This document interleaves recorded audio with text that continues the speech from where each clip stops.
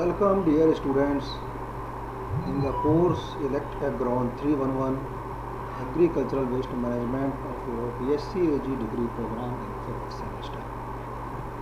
Unit 1 is continue. This is the 5th lecture of Unit 1, Impact of Agricultural Waste on Soil. In last lecture we have seen that how this agricultural waste has the impact on environment. These agricultural waste has the impact on soil also.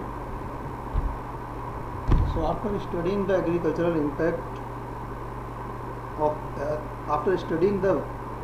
of agricultural waste on environment, in this lecture we will discuss about its impact on soil. So these are the contents which will be covered in today's lecture. That is fate of crop residue, effect of crop residue burning on soil, advantages of crop residue burning, incorporation of crop residue into soil, and effect on soil of rotting of organic waste in open yard. So in last lecture we have seen that whatever the agricultural waste is generated, these agricultural waste which is generated as crop residue, means the waste which is generated from the crop directly from the field, that waste is, if not managed properly, is either burned or dumped in open yard. The next part of agricultural waste which is generated from the primary processing unit and from the agro-based industries, that waste has very lesser impact on environment because these units, they manage it properly and they do it. But the agricultural waste which is generated by the farmers, by the crop directly from the farming activities, that waste is creating a problem. So because of that problem, the waste agricultural residue which is, or the crop residue which is not managed properly, it has the adverse impact on the environment that we have seen in last lecture. In this lecture we want to study its impact on the soil. So before going to the impact of the agricultural waste on soil, we should know that where agricultural waste can go. So whatever the crop residue is produced, it goes, if not properly managed, it goes for the burning. If it is dry crop residue, burning is a common practice, and if it is wet crop residue, it is dumped in the open yard. Next, these agricultural waste, crop residue part of agricultural waste, these crop residue can be managed. Except burning and dumping, its proper management has two lines. One line is on-farm management and another is the off-farm management. So on-farm management means it is generated on farm and it is managed on farm itself. It is not taken out from the farm. So if it is not taken out from the farm, you have to manage it in farm only. So one practice is incorporation of agricultural waste or incorporation of crop residue into the soil. Next, if it is a dry crop residue, it is used as mulching. Off-farm management means the crop residue which is generated on farm, it is taken out from the farm and it is managed somewhere else. So these off-farm management activities, it includes these following activities. they are composting and manure. These waste are dumped into composting pit. It is converted into post and used as manure. Next, it is used in biogas production. So these waste crop residues are collected and it is taken to the biogas production unit, and biogas is produced from the biogas production unit. These biogas which is produced, it is collected, it has a other use, it is a energy, and even after doing the biogas production from the waste, still some waste will be left or new type of waste is produced. So that new type of waste which is produced from the biogas unit, that new type of waste is a very good for adding to the soil as manure. So manure is also produced from that byproduct of biogas unit. These crop residues either directly or with some treatment can be used as animal feed. So it is also used, the crop residue is also used as animal feed. Briquetting or fuel in furnace. See one thing, here it is briquetting means it is converted into the compact block of fuel. It is a very good for burning, like paddy straw or these cotton sticks. These are the very good waste, dry waste, and it has some material to burn, so it is good for burning. So again you see here we are managing it for burning in proper management, and if it is improperly managed, we go for the burning. So there is a difference of this burning and this burning. Briquetting means it is making a compact block of fuel. So it is used as a fuel for burning, but it is used where we need some heat. So most of the time it is used in furnace, or in village people used to cook their food on these briquetting. So this is the difference. Here it is uncontrolled burning. We just burn it and we release so many problems into the environment. But here we collect it, make it briquette, and use it in furnace for controlled burning, or wherever it is required we burn it. So heat is generated and heat is utilized. So this is a proper management.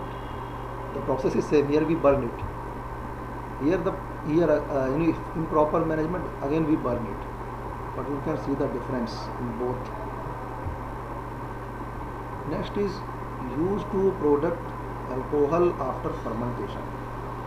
This is common for the waste which has moisture. So it is fermented and alcohol is extracted from after the fermentation. These wastes are also used in power generation. So power generation can be done by several ways. That is a different topic, but these waste can generate power. These waste, agricultural waste, crop residue can also be used as substrate for mushroom production. This is especially for paddy straw. Paddy straw is collected, bundle is prepared, and these paddy straw is treated. After the treatment, this paddy straw is used as a very good substrate for mushroom production. So this is one more use of agricultural waste, that is crop residue, part of agricultural waste. So here I discussed that these crop residue, where it can go. Next part of agricultural waste is which is produced from primary processing or from agro-based industry. So that is wheat bran or rice bran, rice husk. It has very lesser impact on the soil because the waste is produced in the unit and we are not adding this waste to the soil.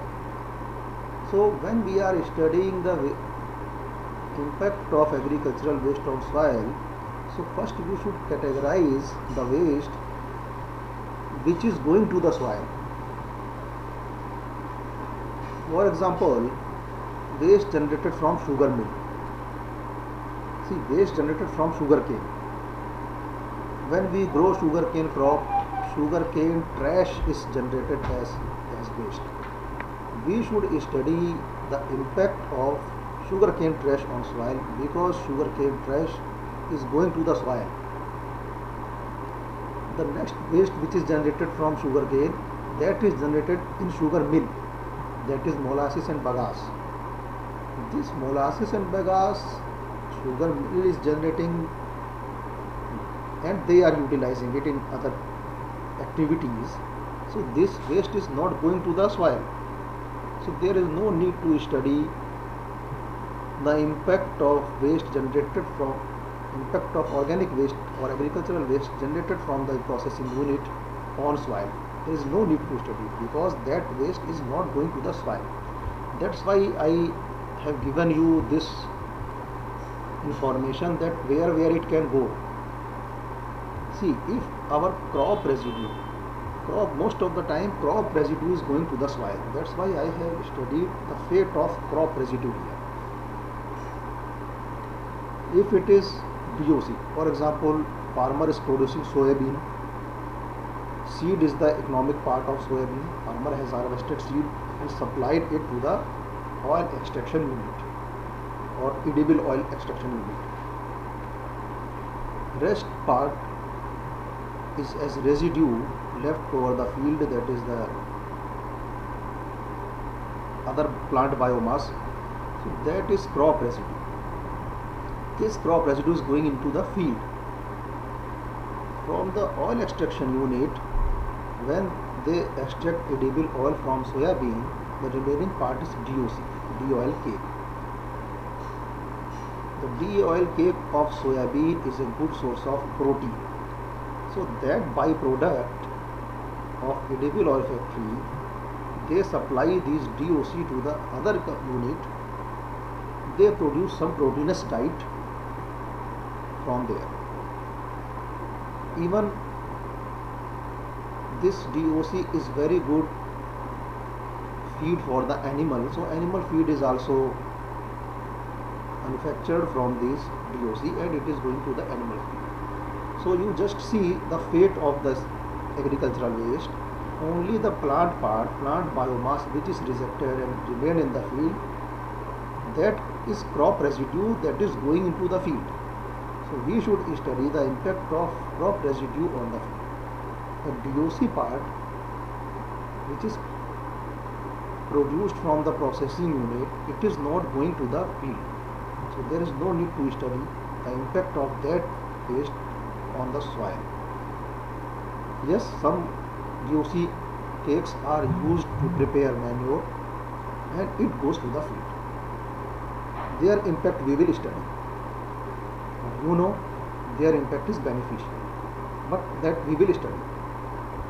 If rice straw is burned, what is their impact on environment? We have studied in last lecture. Today we will see that what is its impact on soil. But if this rice straw will go for the animal feed, then it is okay. It has no impact on soil. If this rice straw is going for the mushroom production, again it is okay. There is no impact of that rice straw on soil. But even after mushroom production, when this straw is exhausted, then it is again become a waste from the mushroom production unit. But then it can be decomposed and it can be used as organic manure for the soil. That is a beneficial impact. So beneficial impact, harmful impact, both we need to study. So first we come to the crop residue burning, because crop residue burning, in last lecture we have seen that it is a big problem. Even government is insisting the farmers that farmers should not burn the crop residue. And we have seen in last lecture that how this crop residue burning is creating a problem for our environment, problem for our human and animal health, and not only at the place where it is being burned, even it is creating problem in the nearby cities, even not only nearby cities, in the whole zone. Whole zone means if it is burned in western Uttar Pradesh, Punjab and Haryana, it creates problem in whole North India. So we have seen that how its impact on environment.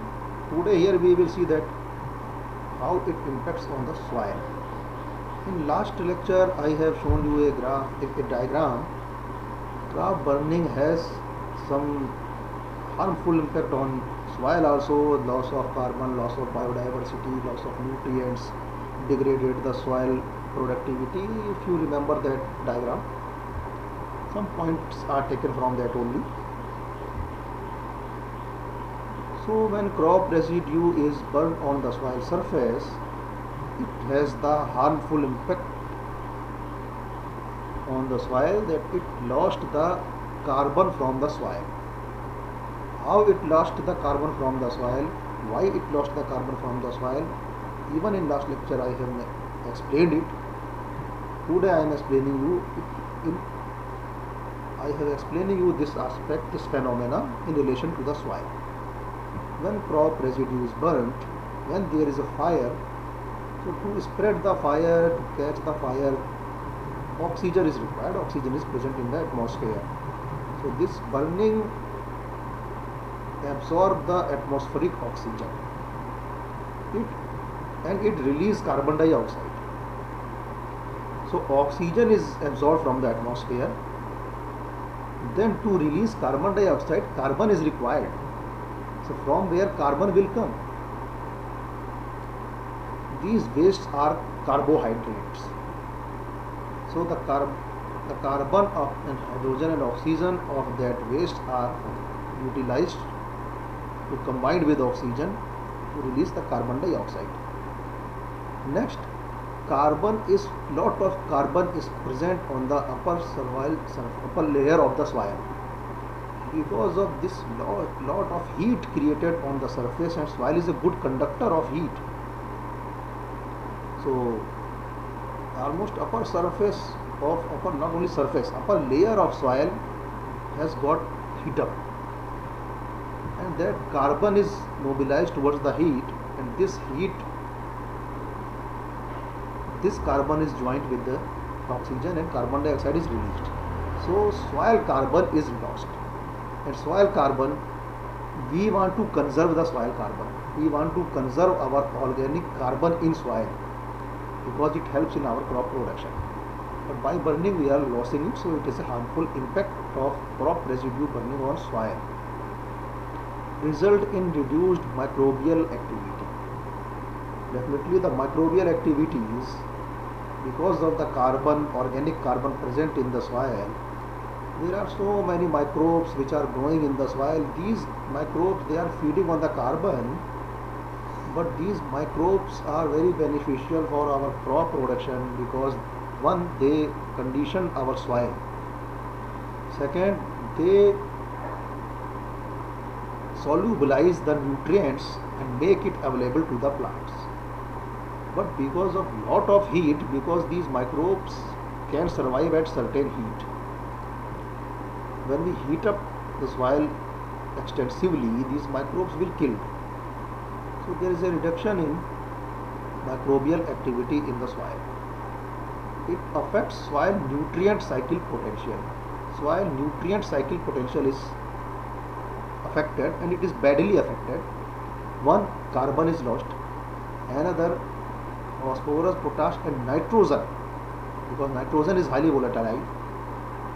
So because of lot of heat, nitrogen is also lost and converted into ammonia, and it is released into the atmosphere. So nutrient from the upper layer of the soil, it is also lost. So in long run, our soil productivity decline. Soil detoxifying capacity is also lost. or it is also reduced. What does it mean? What is detoxifying capacity of the soil? Detoxification means there are some toxicity in the soil, and soil has the capacity to detoxify the soil itself. This capacity has soil has this capacity. So what are these toxic things in soil, and how soil has the capacity to detoxify it? Actually, in the process of our agriculture, in the process of our farming, we apply a lot of fertilizer and lot of nutrients to the soil as soil application, and we irrigate with lot of water. This fertilizer also release some salts in the soil. This fertilizer also adds some salts in the soil, and because of irrigating our field as flood irrigation with lot of water, even if water is saline, only then the problem will not be there. If we have a very good water, we have RO water, then only you will not face any problem. Otherwise, definitely water contains salt. So if you apply lot of water as irrigation to the field, salts are adding to the field. So our field becomes saline. Lot of salts we are adding lot of salt to our field. But due to the presence of organic carbon, microbial activity of the soil is very good, and these microbial activity, they work on these salty elements. They solubilize it, they utilize it, or they, because of the solubilizing it is solubilized in water and leached out. It is not converted into fixed form. So this is the detoxifying capacity of soil. Detoxifying capacity of soil is related to the microbial activity or microorganism population in the soil. So it is reduced because of the crop residue burning. Next, decrease in nitrogen and carbon level in soil. I told you in the nutrient recycle potential, nitrogen and carbon level is also reduced in the soil, and nutrient recycling potential is released because of the microbes are involved in the recycling of the nutrients. Immediately after the burning crop residue, the surface soil temperature increase, and it kills the mesophilic organism. Again the thing is same, it reduces the microbial activity, because these microbes are mesophilic in nature, and because of the temperature, because of the heat, these mesophilic organisms are lost. So these are the harmful impacts of crop residue burning on soil. And in last lecture you have seen that how this crop residue burning affects environment. This is the reason, basically because of the environmental reason, the government is insisting that farmers should not burn the crop residue on the field.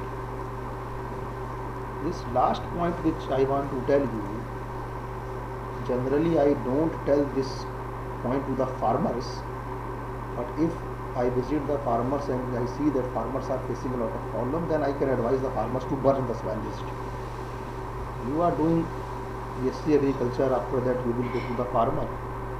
So this is one practice which can be suggested in special case to the farmers. This is the advantage of crop residue burning on soil surface, killing the pest and disease associated with stubbles and straw. So when we burn the crop residue, even all the pathogens which is associated with stubble and straw, they all are killed. Not only the pathogen associated with stubble and straw, even all the soil borne pathogens, they are killed.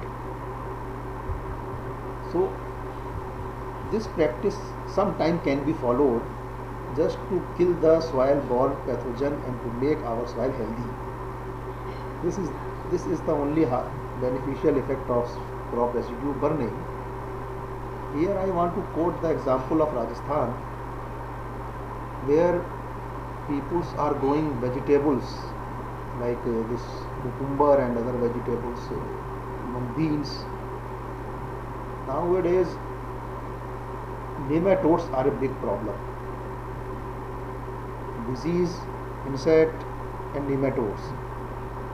So, farmers used to control disease and insect by spraying fungicide and insecticide.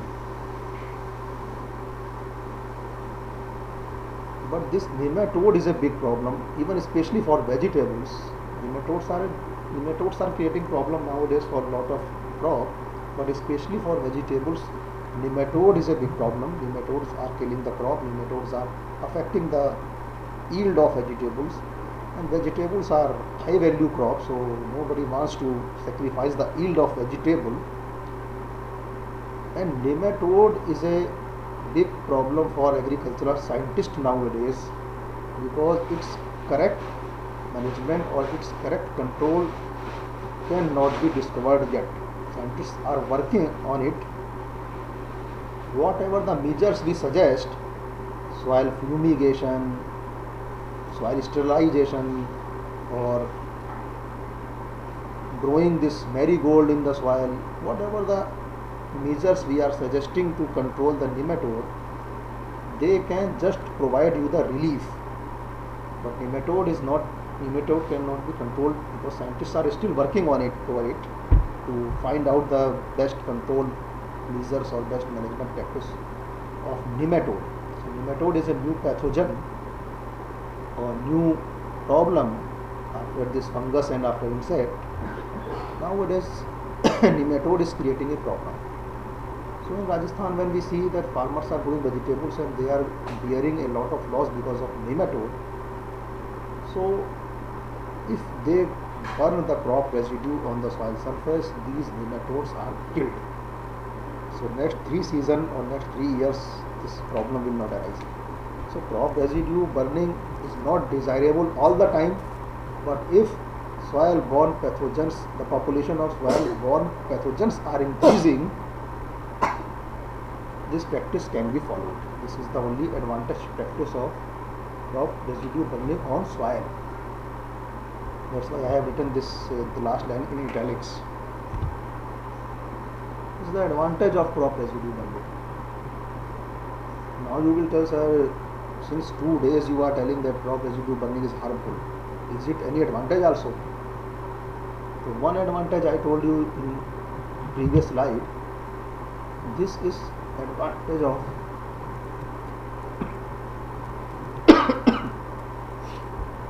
this is advantage of crop residue burning on soil. These are the general advantage of crop residue burning. So one is that which is on soil, that also come in the advantage. Kills the soil-borne pathogen. So this is the advantage of crop residue burning on soil. When we will talk about the general advantage of crop residue burning, this point will come here again. Next, you can see in first photograph how much crop residue is left over here.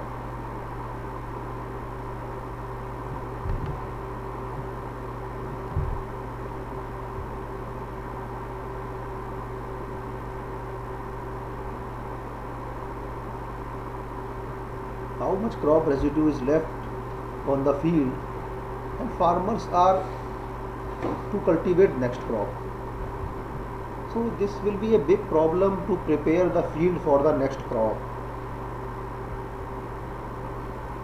So it is very easy that farmer will burn the crop residue, and after burning the crop residue, immediately you can see, immediately just in a one day the whole field is clean.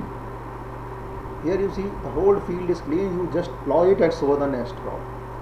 So it saves the time and facilitate the planting and sowing of next crop in time. Otherwise what will happen? If farmer will collect all the residue and take it out from the field to make the field clean, it will take time and it has a cost. Immediately, just by burning immediately, just in one day, farmer is getting clean field. Next, if farmer will incorporate it then again it will be a problem. It will take time to prepare the field. It will take almost 1 month time to prepare the field for the next crop. But here farmer is saving the time. If you incorporate this into the field, it will take 1 month time, and you will have to irrigate the field 2-3 times to trigger the decomposition, or sometimes you need to add some amount of urea also. So it has also a cost. So it clears the land quickly before the next crop, and it saves the cost of farmer. So these are the general advantage of crop residue burning. But these are not this first advantage which I told you, that it kills the soil borne pathogen. So if the soil borne pathogens are creating a big problem, only then for some time we can go for the crop residue burning. Otherwise these other advantages are not a very big and good advantage. On this cost we should not harm our environment and soil. So this is the one method that crop residue, if not managed properly, it is burned on the soil. The other method, that these crop residues are incorporated into the soil. This is a very good practice. This should be done. So here the advantages, here the impact of crop residue on soil will be the good. So when we are saying that impact of crop residue or impact of agricultural waste on environment, you have seen there are so many harmful impacts. Even in the starting of this lecture, I have told you the impact of crop residue burning on soil, it is harmful impact. So most of the time your mind is thinking that every time this residue and waste has the harmful impact. No. If it is managed properly, it is beneficial. So incorporation of crop residue into the soil, this is the correct practice, this is a good practice, it should be followed. It has the impact on soil which are beneficial impact. These are recycled nutrients removed by growing a crop. So this, when we incorporate it, it will add nutrients to the soil, and because then we irrigate it after incorporation, so microbial activity is increased, and these nutrients, these residue will convert it into the nutrient, and it is recycled. So whatever the nutrient removed by the crop, because we have harvested the crop and taken it out, so crop has taken nutrients from the soil to give you the production, and that nutrients is taken out from the soil, so that is known as the removal of nutrients. When this stubbles and residue will be incorporated into the soil and it is allowed to decompose in the field itself, some nutrients will be added to the soil, so we will not harm our soil. Maintained or increased soil organic matter, because this is the organic waste. When it is decomposed in the soil, organic matter is added in the soil, so the organic carbon or organic matter of the soil is maintained. Increase the microbial population in soil, increase the organic component of the soil, improve the physical property of the soil. Yes, physical property of the soil is also improved because of this adding of organic matter or adding of decomposed organic matter. But here we are not adding the decomposed organic matter into the soil. Here what we are doing, we are incorporating the crop residue into the soil, and after the incorporation of crop residue into the soil, automatically it will decompose into the soil. That's why I am saying incorporate it into the soil and allow it to decompose in the field. So allow it to decompose into the field means you should create the situation which can trigger this decomposition. Decomposition is not done by you. Decomposition will be done by microorganisms.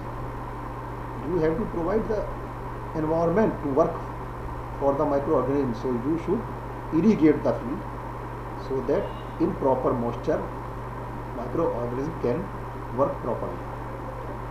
When this microorganism work on this organic carbon,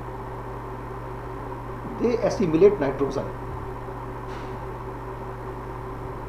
So nitrogen is present in these residue in lesser amount and carbon is present in higher amount. But these microorganisms, they need some nitrogen because they assimilate on nitrogen to decompose it. In unit 2 there is a topic that organic decomposition of agricultural waste. So how it is decomposed, how microbes works, in that lecture you will understand that why I am saying that in some cases when you incorporate residue into the soil, you should apply some urea and then irrigate the field. So why I am saying that urea should be applied? Because when these microbes will work, they assimilate on nitrogen, so they need nitrogen. After that, when it is decomposed, nitrogen is released. So that process you will study in next lecture, but you just see that it improves, it adds organic carbon, it adds organic matter to the soil, it improves the microbial population in the soil, and it also improves the physical property of the soil. It improves the infiltration rate of the soil,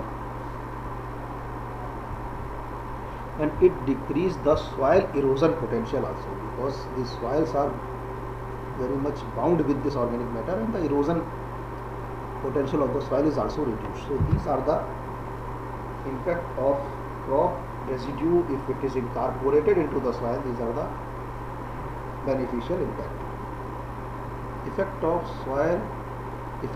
soil of rotting of waste, wet organic waste in open yard. So next practice is we throw it in open yard. So it has also some certain effect. Basically, if you don't throw these wet organic waste in open yard, you can go for composting it in a pit.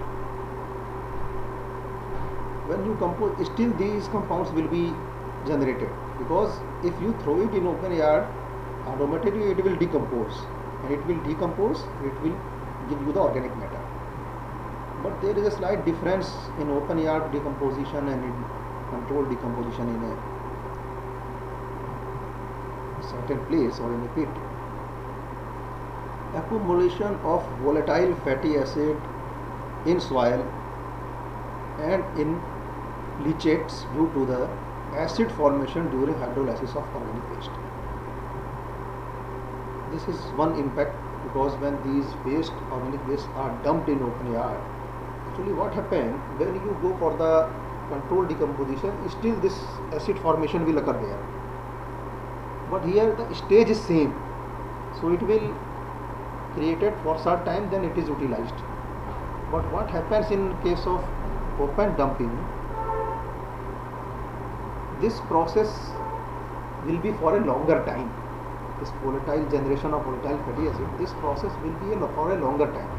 So this volatile fatty acid is added into the soil and even in the leachates also, because when it is leached also, when it go to the water body, because hydrolysis of organic waste is done in the rotting process.